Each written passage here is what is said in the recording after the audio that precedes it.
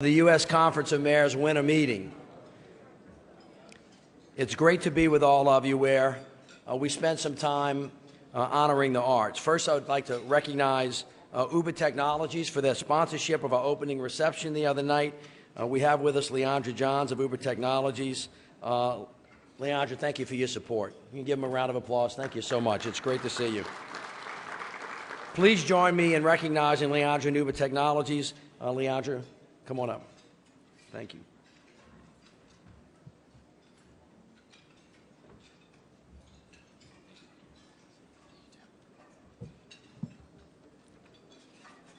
Good morning. So my name is Leandra Johns. I am the External Affairs Manager for Uber in Texas, Arkansas, and Oklahoma. So thank you for allowing me time this morning for a few brief remarks. So most of you know the history of Uber and how we started. Many of you have played an integral role in bringing Uber to your cities and creating or updating existing transportation regulations to allow for ride sharing, and I sincerely thank you for being pioneers in that effort. But it's not our past that I want to speak to you about today, but rather our future. The future of urban mobility. A future that each of you will not only be actors in, but directors. These are exciting times. We've seen the creation and proliferation of computers, cell phones, wearable technology, smart thermostats, pizza-delivering drones, voice assistants, and even Pokemon Go. And now we're on the precipice of self-driving, autonomous technology. But what might that future of urban mobility and city development truly look like? At Uber, we posit the future of urban mobility looks like a world with less traffic, congestion, less pollution, and less need for large, unpopulated parking lots, as well as improved access to transportation through the use of private cars for public good. It's a future where the car is a third space, an extension of your home or your work, where efficiency is thereby gained and productivity is maximized. It's a future where violators of driving while intoxicated are an endangered species, and driving under the influence is a phrase only used at Topgolf, where car crashes are stripped of its designation as a leading cause of death in America. It's a world where more people share rides and take public transit. And how do we get to that future? By providing affordable, reliable alternatives to individual car ownership. And we're already seeing attitudes to individual car ownership begin to change. As people are provided with access to affordable and reliable transportation options, they opt to use it, thus reducing the already minimal usage of their private vehicles. In America, roughly 10% of Uber riders under 30 say that they're either already given up their car or are no longer planning to buy one. If you have a child or a niece or a nephew under 10 years old today, what do you think the chances are that the first thing they'll do when they turn 16 is run out and get a driver's license? I'd say probably pretty slim. In fact, I'm guessing many children living in cities today simply never learn to drive when they're that old. Much of like how the introduction of the automobile dramatically altered the way officials thought about their cities and how it would change their priorities, self-driving and autonomous vehicles will have a similar impact. Of course, the success of self-driving cars will depend on the technology, and it's still very early days. Today, these cars struggle with bad weather and the unknown, and it's why they need safety drivers in all but the most controlled environments. But rest assured, the artificial intelligence and complex algorithms associated with this technology is improving at a rapid pace, ushering in a new era of urban transport. Mass urbanization is one of the defining trends of our generation. There's so much great about the cities that we live in today, and by embracing self-driving and shared modes of transportation, we can make all cities less congested and polluted, with more space for people and parks, and where everyone, wherever they live and wherever their income, has access to affordable, reliable transportation. Because where we don't create access and opportunity, we create waste. Wasted talent, wasted resources, wasted minds, wasted potential. And waste can be toxic and ultimately create even more problems and challenges for us in the long run.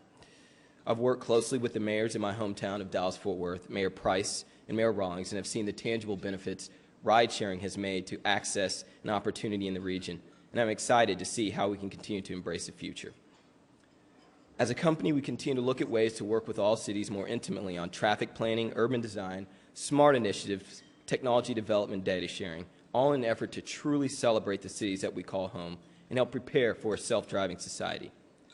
And yet, this is all arguably only an overture of changes still to come, a prospect of excitement for some and suspicion for others. Let's work together now to address the challenges of today, but plan for the future that's peeking around the corner. We look forward to working with each of you to turn these ideas into reality and continue to improve the lives of all citizens. Thank you.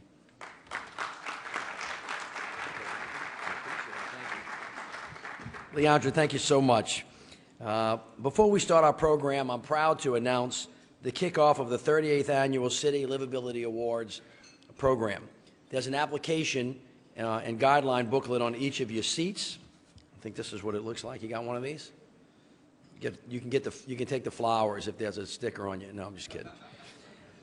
These prestigious awards programs, sponsored by Waste Management for over the past 28 years, celebrates the creativity of mayors and their city governments in improving the quality of life for city residents.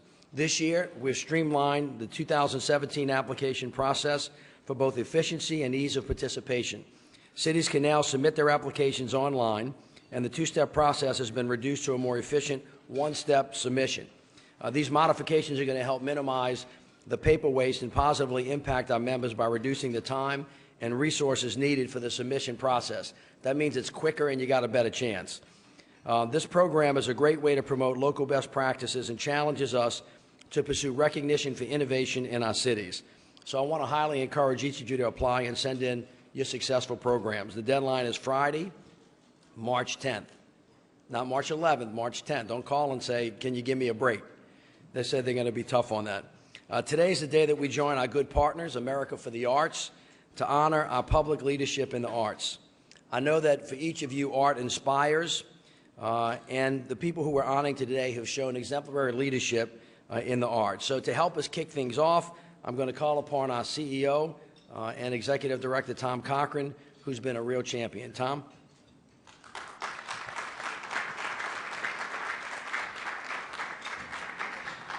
Thank you, Mayor Landrieu, and good morning, everyone. In 1986, Joe Riley, the mayor of Charleston, the young mayor of Charleston, wrote a letter and said, I envision a time when 6 to 8 mayors can come together with the best architects and planners in the world and bring their challenges to the table for resolution. And so thus was born the Mayor's Institute of City Design. And through the decades, over 1,100 mayors have gone through this program. We have 5 sessions each year, and we involve 700 of the best professionals in the United States.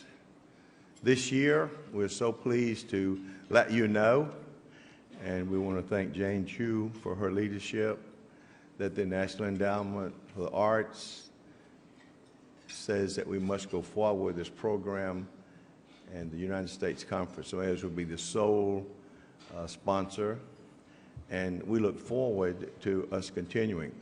Mayors come and mayors go, but when they go through one of these design institutes, they see things differently. So Trinity Simons is here. She's our executive director. We will be going this year. Mayor Tecklenburg will be coming to Charleston. I think we're always going to go to Charleston because Joe's there and Charleston is there, and we're going to Santa Fe and Providence, I believe, this year. So with that, I want to just everybody give Jane Chu and Jason Schupak a big round of applause for their support.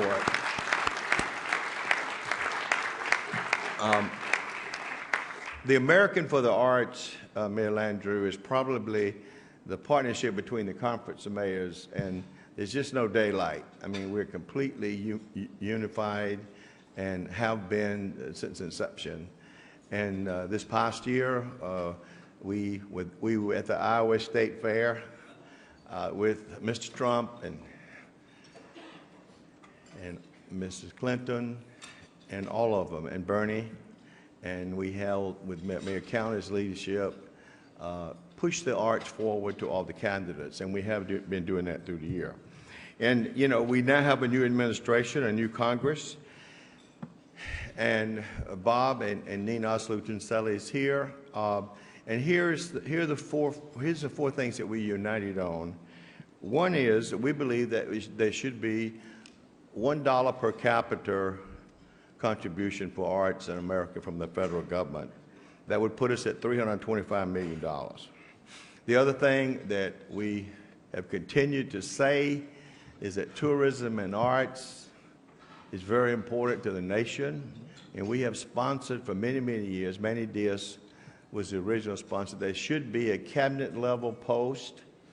In France, have a minister of culture. Spain has it, and so we have until that one comes along. We have Jane, and maybe we could elevate her up.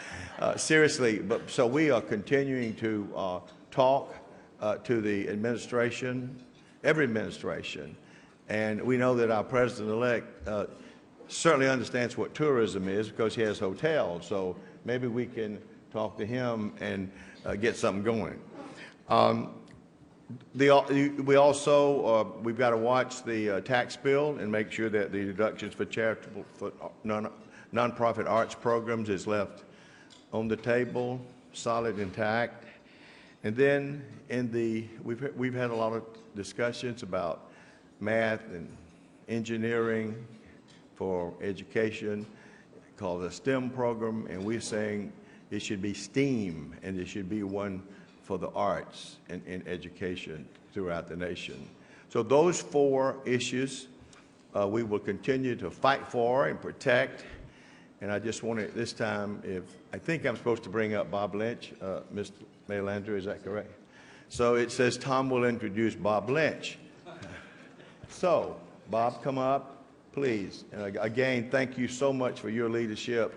This is the premier arts organization in the United States and maybe in the world, and I'm so pleased to have this continued partnership. Thank you. Thank you, Tom, and thank you to Mayor Landrieu for both of your long-time arts leadership. Your strong voices are what we need now, and we've needed for many years, and the strong messaging that you both and all of you as mayors makes all the difference in how the arts have thrived in our country and will continue to thrive. So, good morning, everybody, and it is a pleasure to be here. I want to extend a big thank you to all of the mayors for the invaluable art leadership and financial support that you provide for cultural advancement and for access to the arts for everybody in your cities all across the country. My team, many of you know Nina Ozlutunchili and Jay Dick are here, and in addition to co-presenting the annual Public Leadership in the Arts Award here at this Mayor's Breakfast, I have the pleasure, with their help, to each year share with you the latest in research, programs, and advocacy that impacts the arts in America and America's great cities. And Tom has told me to keep it to about an hour and a half, I think. But I'm not doing that. I'm going to do about 3 minutes. So, but you each here every day at home see the transformative power of the arts because all you have to do is look out your windows. That's what mayors tell me again and again. We see the need, and the arts are part of the solution. So on the eve of a new administration transferring into power, we in the arts once again look to the mayors to help us get the following messages out to the President and his cabinet, the new administration, but all elected officials at federal, state, and local level across the country. And here are just a few facts. The arts are a great investment in our national economy. They represent a $704 billion industry. That's bigger than anybody actually thinks, and that's the nonprofit and for-profit together. The arts mean business, accounting for 4.2% of the nation's annual gross domestic product, bigger than anybody imagines. Nobody would think that it was that big. The arts deliver an economic advantage, generating a $24 billion annual trade surplus. That's pretty good for cities and for the nation. The arts equal jobs, employing 4.7 million workers directly or indirectly. And the arts make America great, creating unique cultural identities for cities, dynamic tourism destinations for visitors, educational programs for adults and children, and healing programs for the military and veterans and their families. So all the things that Tom talked about, dollar per capita, STEAM, tourism, tax benefits, our cabinet position for the arts, they all are driven by that kind of success, and we can make it even more successful. Marty Walsh has a cabinet position for the arts, so why not the United States? I've also had the pleasure to visit dozens of your cities this year, as I do each year, to tour cultural art districts and facilities and to meet with local arts leaders, including many of the mayors here in this morning. I can't mention them all, but Mayor Marty Walsh hosted our annual convening of 1,200 people and their economic impact, local arts councils all across the country in Boston in 2016, where he also kicked off a groundbreaking cultural plan for the city, my hometown, so I was very proud to be there. Mayor Steve Adler hosted our 800 participants for our National Arts Marketing Conference in Austin, helping arts people learn better how to do and generate earned income, which is the big part of their income. Mayor Mick Cornett and several others hosted our community vision gatherings in cities all across the country. And with that, I also got to enjoy the home hospitality of Mayor Javier Gonzalez in Santa Fe, who hosted 200 people at an event there for us, and also got to hear Mayor John Tecklenburg in Charleston play the piano. So he's a good piano player. Mayor Cornett was also with us, along with Tom and the U.S. Conference of Mayors officially in Cleveland when we co-hosted an arts panel and an arts program at the Republican National Convention, and Mayor Christopher Cabaldon of West Sacramento represented the conference at our arts panel at the Democratic National Convention in Philadelphia. So we've done a lot together just in this last year and look forward to much more. There are many more mayors that I could make a shout out to, but in the interest of time, let me take a moment to congratulate the winners of this year's Public Leadership in the Arts Awards, and you'll hear from them a little bit later. Mayor Marty Walsh and Mayor Satish Hiremath. You each embody the spirit of excellence in each of your categories, and I thank you so much for being here and allowing us to honor you. And I thank all of the mayors who are the best partners that the arts have in this country. Thank you so much.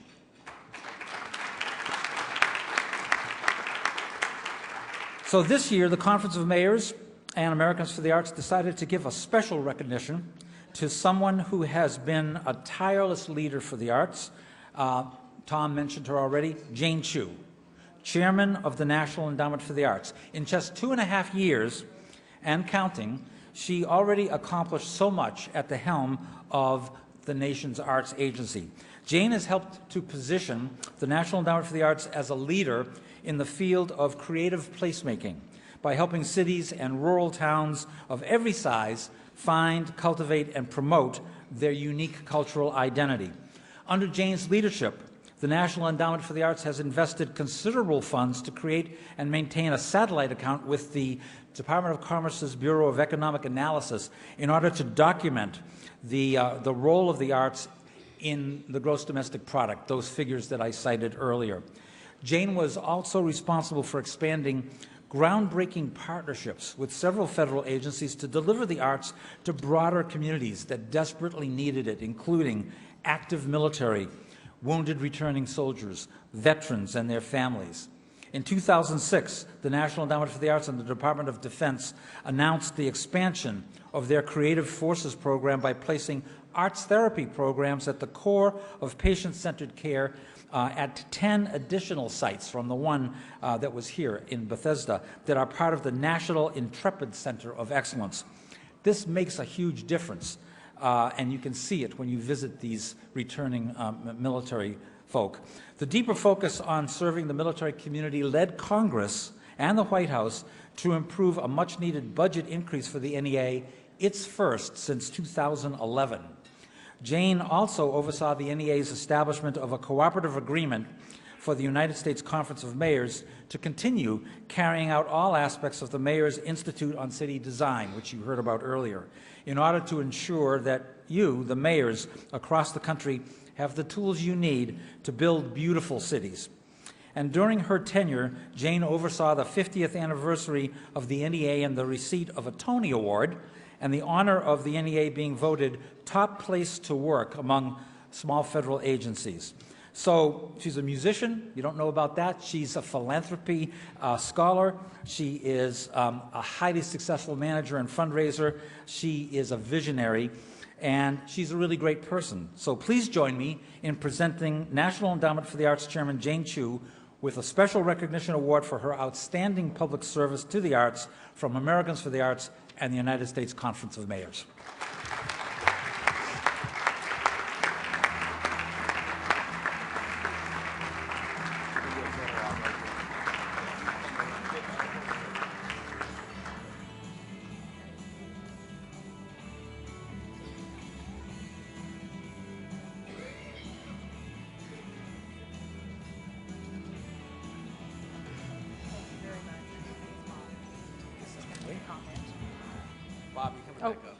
Thank you so much. I just want to thank Mayor Landrieu, Tom Cochran, the United States Conference of Mayors, Bob Lynch, Americans for the Arts for this recognition. I also want to have this opportunity to thank you for truly understanding the transformational power of the arts. We have long seen and experienced firsthand that it is the mayor of the community who is the designer of the vitality of that community. And what you've done through the arts to spark the vitality, to jumpstart people saying, I want to be there, and having it burgeon into economic benefits as well as meaningful benefits where people say, that's where I belong and I want to stay there because of arts activities and arts programs. Thank you for what you're doing. We fund through our program called Our Town, arts jump-starting vitality in the community programs in all 50 states. But if you're a mayor who has not yet applied for one of those, call us and let us talk with you about what they can really do, because we've seen firsthand the transformational power. Thank you so much for caring about the arts for individuals and their communities, and appreciate all that you do.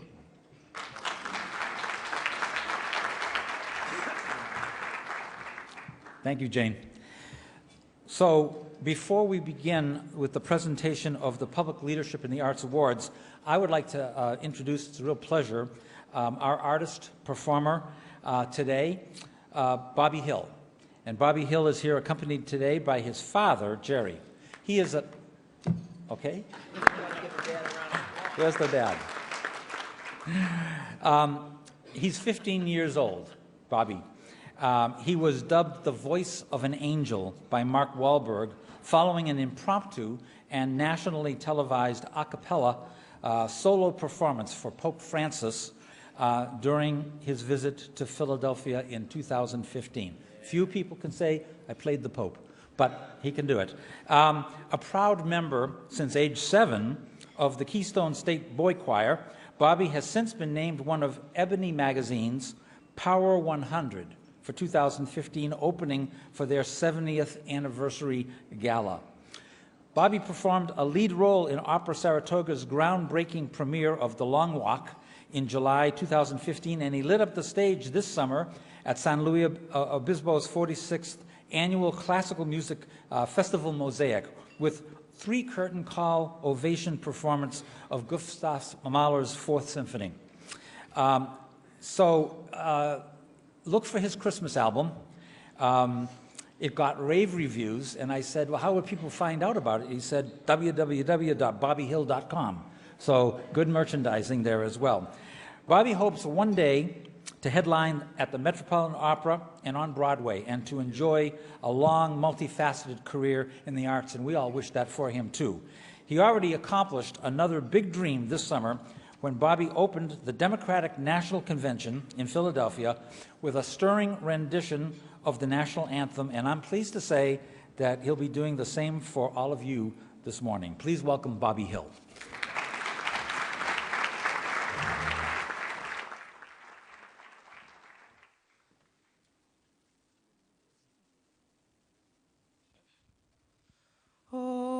say, can you see by the dawn's early light what so proudly we hailed at the twilight's last gleaming, whose broad stripes and bright stars through the perilous fight o'er the ramparts we watched were so gallantly streaming, and the rocket's red glow, the bombs bursting in air, gave proof through the night that our flag was still there.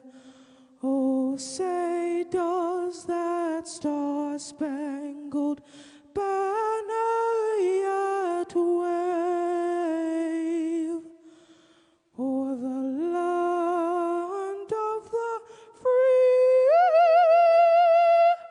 and the home of the brave?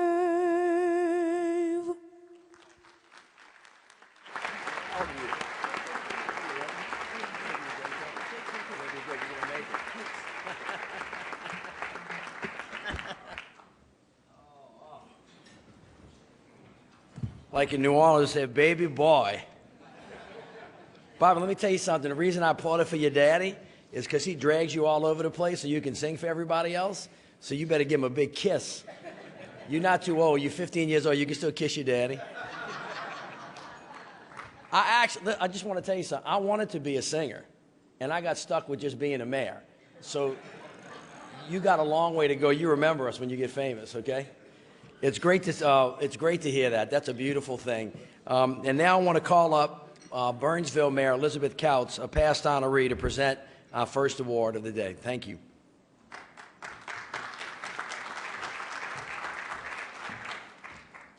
Thank you, Mr. Vice President, and good morning, everyone.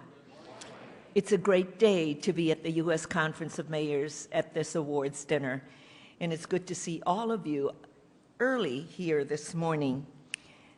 You see, as a past honoree, I am pleased to present the Local Public Leaders in the Arts Award in the Small City category.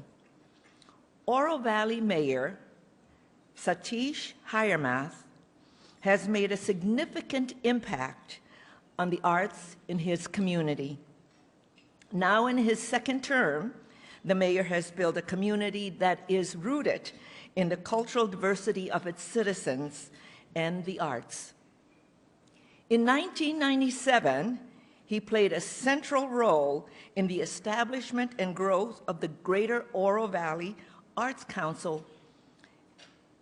And in 2007, he expanded the organization into the Southern Arizona Arts and Cultural Alliance, an organization that has now become the largest regional arts and cultural organization in the state of Arizona, providing over 200,000 unique opportunities for individuals to engage in the arts each year. Thanks to his leadership, Mayor Hiremath has inspired and educated countless volunteers for the arts. It is for these and other reasons I am pleased to present the 2017 Local Leadership in the Arts Award to the Small City category to Mayor Satish Hiremath. Mayor.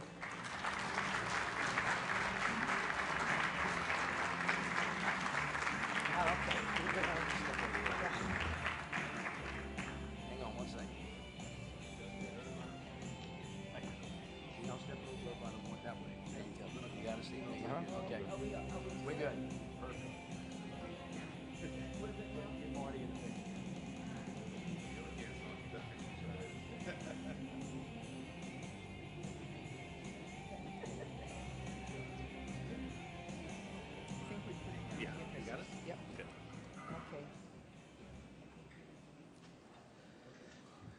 Mayor Kautz, thank you very much, and I also want to thank the Americans for the Arts. special shout out to Kate Marquez. She was my first hire when I was president of the Great Oro Valley Arts Council, and she has morphed that local arts group into a statewide force to be reckoned with through the Southern Arizona Arts and Culture Alliance, and I'm exceptionally proud that we still maintain that strong relationship. As I see it, the arts have two fundamental problems. The first one is that we have to overcome the challenge of having individuals think that arts and culture is entertainment. We are not entertainment. We are not purchasing tickets to the movie theater. And the reason I say that is because once that happens and that mindset takes place, the arts and culture becomes placed in a category called discretionary income. And in tough economic times, that's the first thing that they're going to cut when times are very difficult. The second one is that there's more of an emphasis placed on science, technology, engineering, and mathematics. I'm a product of that. I'm a dentist by trade, went to school right down the road at Howard University. Like Tom Cochran said, it should be STEAM, science, technology, engineering, arts, and mathematics.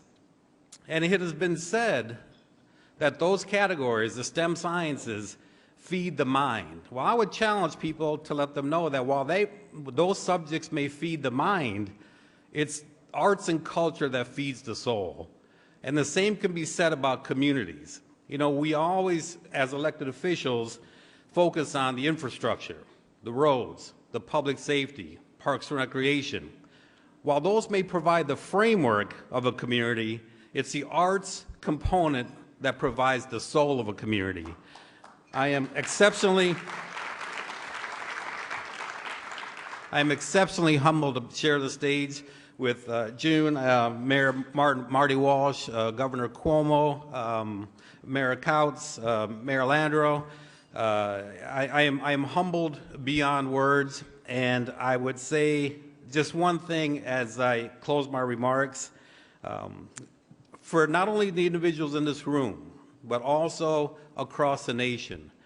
For the individuals who promote arts and culture and provide these cultural opportunities for residents that otherwise would never receive them, the appreciation for what you do on a daily basis may go unsaid, but I guarantee you it doesn't go unnoticed. Thank you.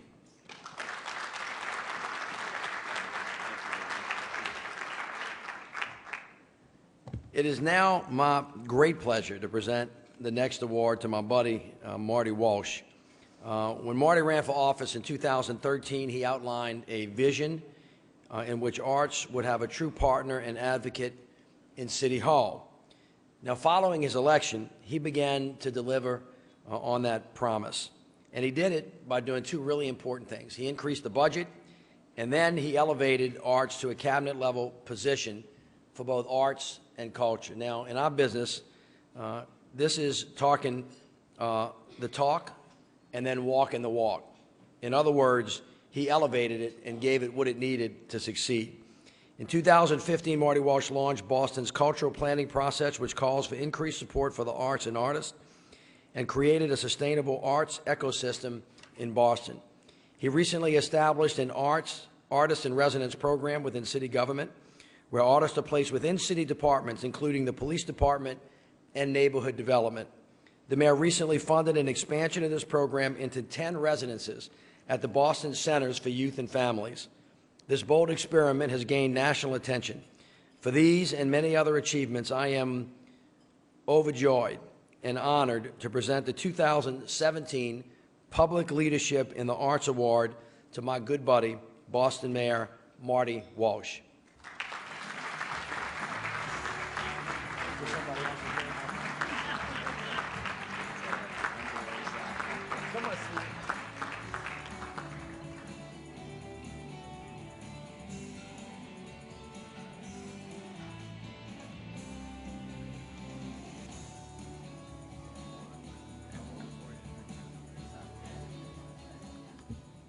Thank you very much, Mayor Landrieu, and I appreciate your kind words. Leandre Jones, thank you very much. John Zick, thank you very much. Also, we have Uber in our city of Boston, delivering people every day. I want to thank you, Tom Cochran, and everyone at the United States Conference of Mayors, Bob Lynch, Jane Chu. Mayor, I want to congratulate you as well. Look forward to visiting your city so we can talk about the arts and move our city forward. And Bobby Hill, that was awesome. Congratulations. And we're just talking here, and Bobby, I think, is a political. If he doesn't go into singing, he's going to go into politics, one of the two, or maybe both. With a voice like that no opponent will be able to keep up with you. So thank you and congratulations. It's an honor for me and the city of Boston to receive this award. I sincerely thank the American for the Arts and the U.S. Conference of Mayors for their leadership and recognize the importance of arts in our communities. Arts is bringing people together in the city of Boston. And in many cities, but certainly in Boston, it's the heartbeat of our city. Art holds a story of our past. When shared, it unlocks cultural understanding and what we need right now in particular. That's why we work so hard to take the silo integrated all across civic life. So when we talk about, when Mayor Landrieu talked about creating an arts cabinet position, it means every Friday when we have a cabinet meeting and the police commission is there and the fire commission is there and our housing folks are there and intergovernmentals there, the arts are at the table as well.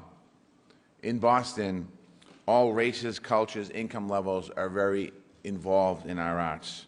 We're breaking down barriers with more accessibility. We're making sure that Boston's is a city where artists can thrive and arts in our new ecosystem can grow. I want to thank our partners and community members and cultural institutions who have made big strides over the last 4 years. We have a new roadmap. When we started to talk about the arts, we talked about how do we move the arts forward, and we realized that we've never had a cultural plan in the city of Boston.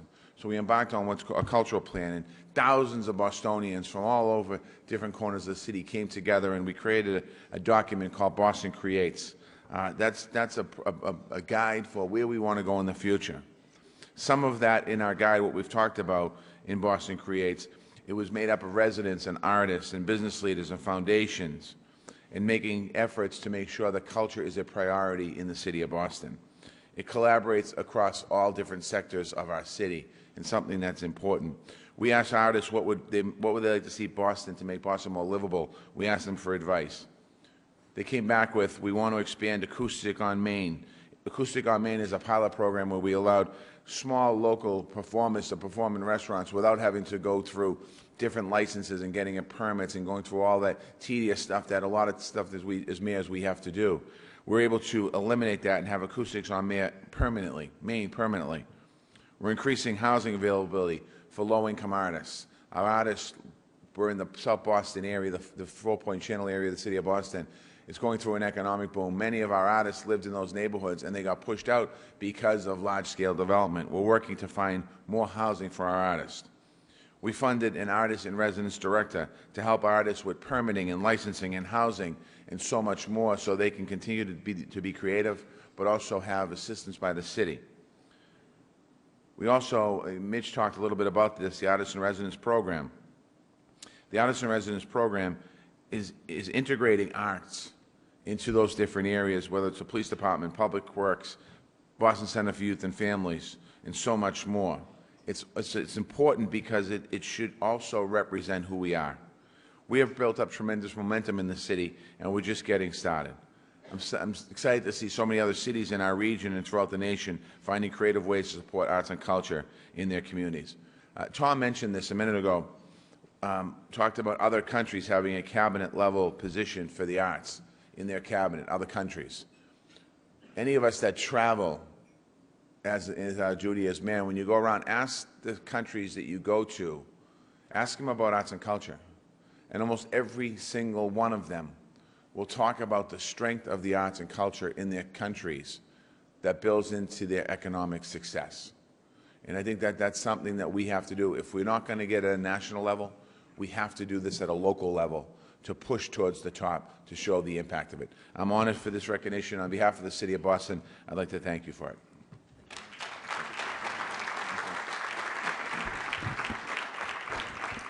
Mr. Mayor, thank you. Congratulations. This year, we're also honoring New York Governor Andrew Cuomo with the 2017 State's Arts Leadership Award. The governor could not be with us here today, so we'll present this to him at another time. So if you would just give him a round of applause, I'm sure he'll hear it all the way up in Albany. So this brings us close to the end Jane, I want to thank you for your incredible leadership on behalf of the United States of America for the arts, and of course, Bob, and to all the sponsors. And just put an exclamation point on this. I know I'm speaking to the choir here, but art and culture are not an extra thing. It's an essential thing. For those of you that are foodies, it's like a banana split. It's not the cherry, it's the banana.